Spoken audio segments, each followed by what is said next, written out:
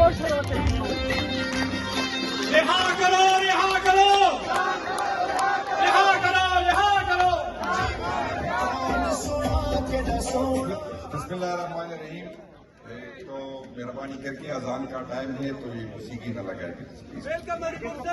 میں اپنے چھوٹے بھائی جو یہاں سے آپ کا یہ بھی ہے اس کی دعوت پہ میں اس کا شکر ادا کرتا ہوں۔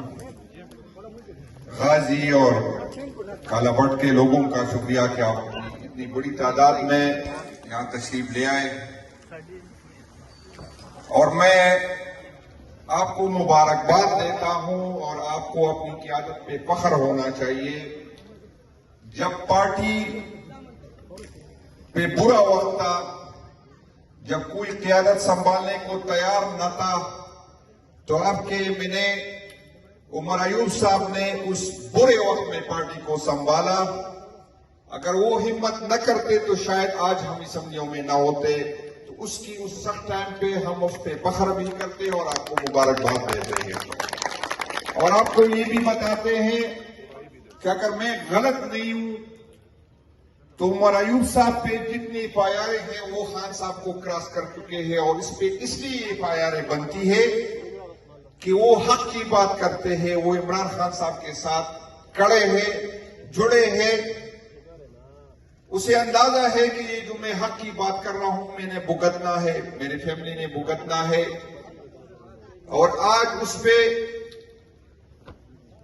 جو موجودہ حکومت ہے یا اس کے پیچھے جو ادارے ہیں اس پہ جو نااہلی کی تلوار لٹک رہی ہے وہ اس لیے ہے کہ وہ اس ملک کے ساتھ کھڑا ہے، وہ عمران خان صاحب کے ساتھ کھڑا ہے، وہ جھکا نہیں ہے، اور ان پہ روڈوں کا جس کا نام لینے سے مجھ سمیت کافی لوگ ڈرتے ہیں، وہ کھڑا ہے اور اس کا نام لے کر اس کو للکارتا ہے۔ تو میں آپ کی قیادت پہ، آپ کے ووٹ پہ آپ کو مبارکباد پیش کرتا ہوں، اور آپ کو فخر ہونا چاہیے اپنی قیادت پہ۔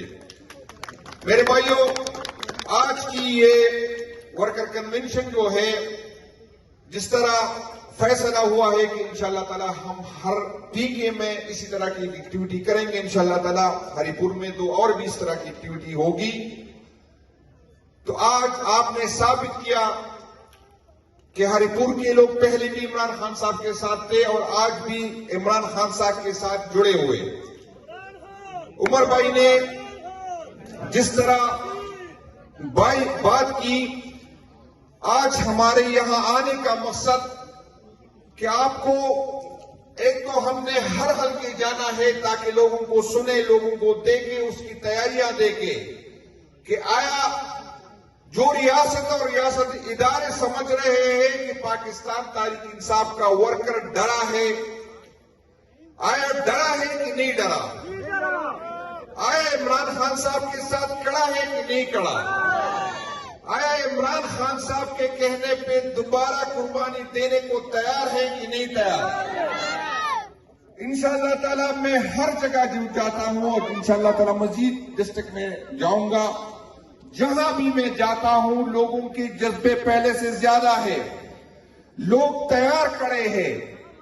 میں آج میرے آنے کا مقصد آپ کی طرف یہ ہے کہ آپ تیاری دوبارہ پکڑے، جیسی خان صاحب فیصلہ کریں گے، جیسی قیادت فیصلہ کریں گے، اگر ہمیں دوبارہ کہا جائے کہ اسلام آباد کی طرف آئے تو آپ کی تیاری ہونی چاہیے۔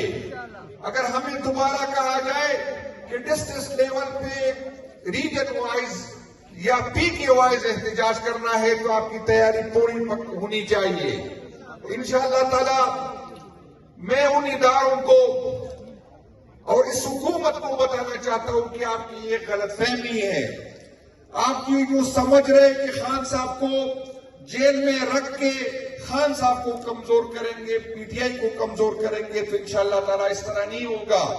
آپ کی نسلیں ختم ہوگی لیکن عمران خان کا نام رہے گا۔ انشاءاللہ تعالی عمران خان صاحب کے ساتھ لوگ جڑے ہیں، جڑے تھے اور انشاءاللہ تعالی جڑے رہیں گے۔